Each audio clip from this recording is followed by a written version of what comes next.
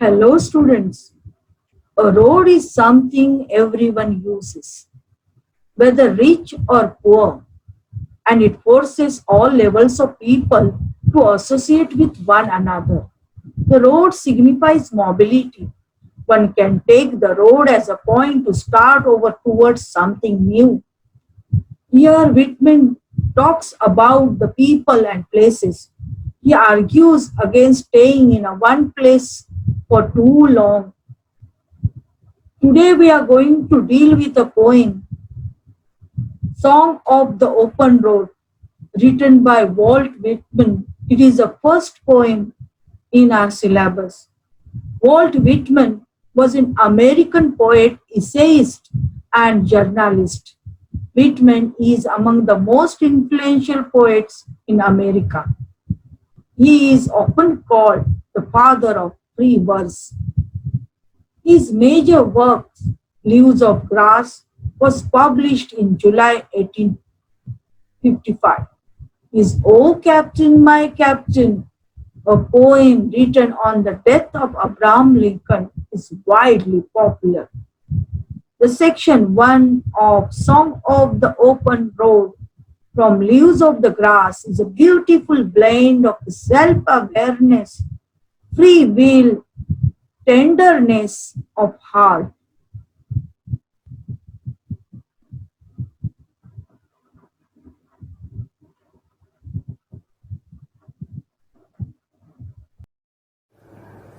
Today, we are going to learn the very first poem in your syllabus, the Song of the Open Road, written by Walt Whitman. About poet, we have learned in the introduction, but still I want to tell you something about Leaves of Grass.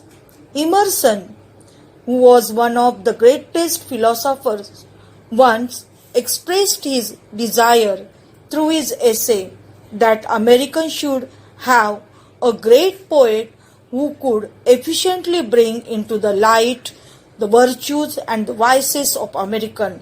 He could write about the Constitution of America, American philosophy, the social life and personal life of America. Walt Whitman, who once came across this essay and was got inspired by his idea and thus came into existence the Leaves of Grass, a magnificent epic by Walt Whitman.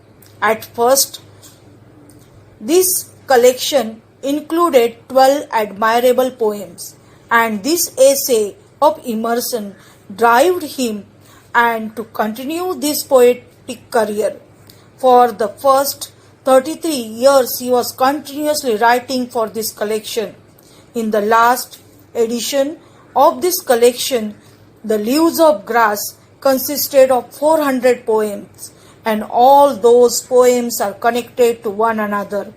Grass, he has selected grass. Why? Because grass holds trivial importance, and thus the leaves of grass hold negligible importance in comparison to it.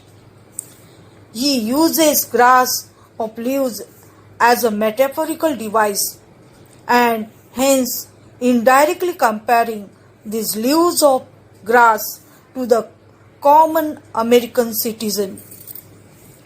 At the beginning, we feel poet is saying about his own experience. Then further, we realize it is about a common citizen of America. At the end, we reach to the conclusion that poet is not saying about only Americans or American citizens. It is he has used here I and me.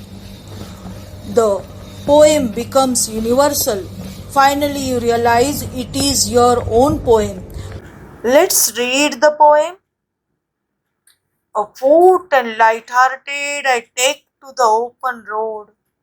Healthy, free, the world before me.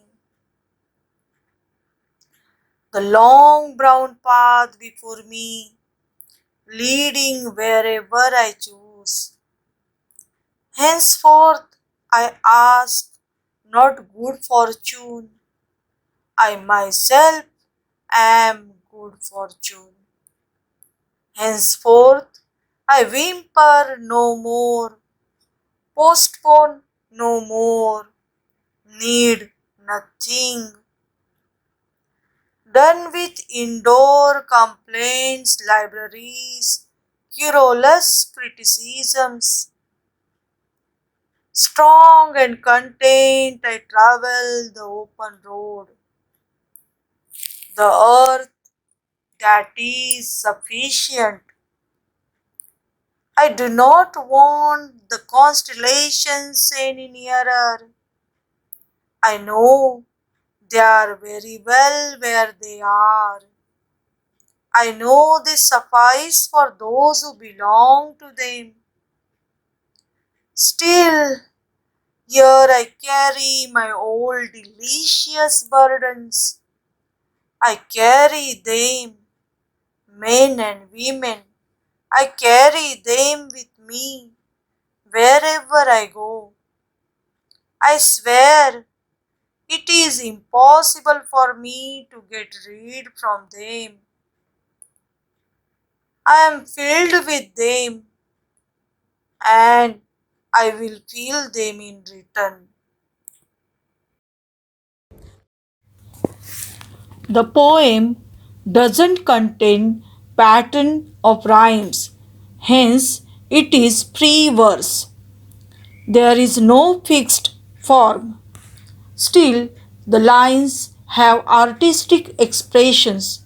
Lines have its own beauty. The entire poem is in 15 sections and 46 stanzas.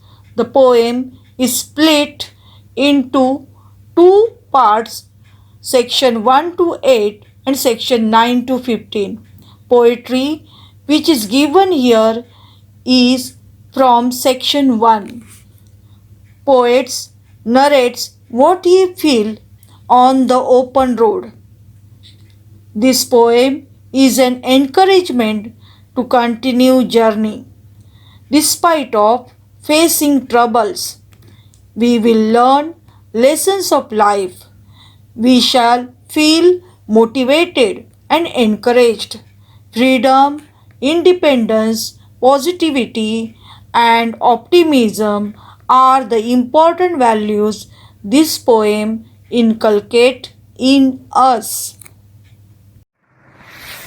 Students, let's see now stanza wise explanation. Afoot and light-hearted I take to the open road. Healthy, free, the world before me.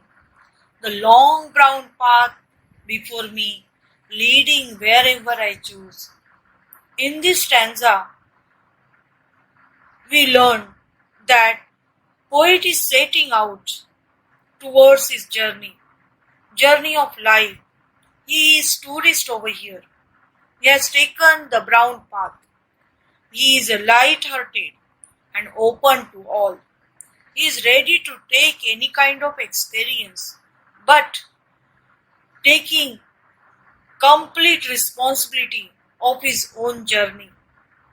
Poet is sure about his path. He will reach to his goals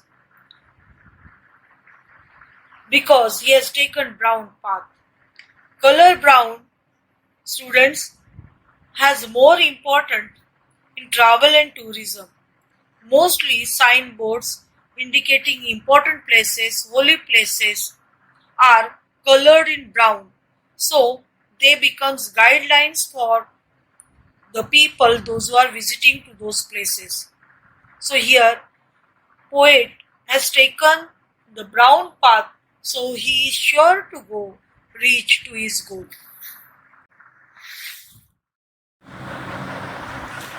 Henceforth I ask not good fortune. I myself am good fortune. Henceforth I whimper no more, postpone no more, need nothing. Look at these lines, students. Here, poet says that he does not have to pray for good luck. He is not going to ask sympathy from anyone because he knows that he is a maker of his fortune. He is the architect of his life. He is a fortune maker. He will take responsibility of all his deeds. He will not cry hereafter.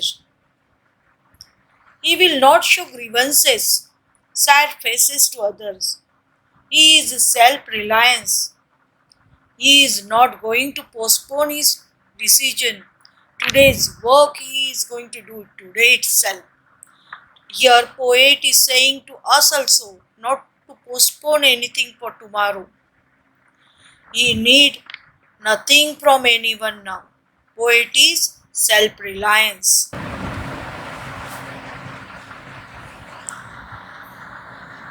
Done with indoor complaints, libraries and querulous criticism. Strong and content, I travel the open road. The earth that is sufficient. Here poet says that he has done with indoor complaints. He has solved all the quarrels. He has settled libraries, means small issues of maybe money matters or maybe the books he has taken from library and given back in time. He doesn't bother about the querulous criticisms. He don't bother about those critics what they say. All such things he has left behind. So now he is feeling very happy, very strong from inner and happy because he is traveling on the open road. And the earth that is sufficient, earth alone can give him all his necessities going to be fulfilled by the earth. One who has talent, his talent is valued on the earth. He knew it better. And that is why he says that all the opportunities, all the facilities on the earth are sufficient for him and he can move forward.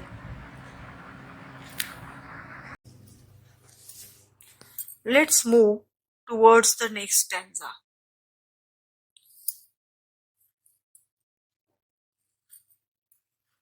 The earth that is sufficient. I do not want the constellations any nearer. I know they are very well where they are. I know they suffice for those who belong to them.